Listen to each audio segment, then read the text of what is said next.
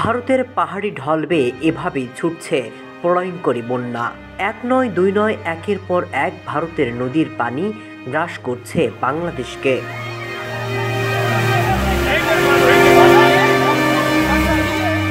ঢল যত সীমান্ত ধারে ছুটছে ততই আগ্রাসী রূপ নিচ্ছে বন্যায়। এরই মধ্যে গ্রাস করেছে বাংলাদেশের পূর্বাঞ্চলের জেলাগুলোতে। আর নিরীহ মানুষগুলো আতঙ্কে ছুটছে এক টুকরো মাথা গোজার আশ্রয় পেতে।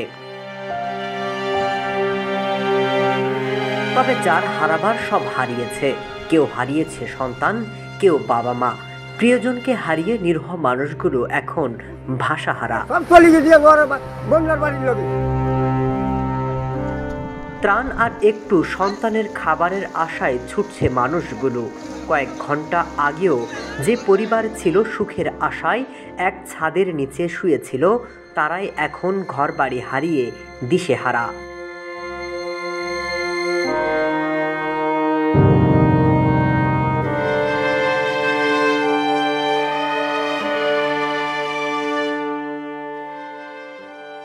আমাদের সকালবেলা উঠে দিই শিক পানি রাস্তা বাড়ি ঘরের ভিতরে, পরে রাস্তার নামে দেখি দূর পানি, আমরা আর কিছু বার করতাম। তবে দমিনী বাংলার মানুষ ছুটছে ত্রাণ আর সহায়তা নিয়ে।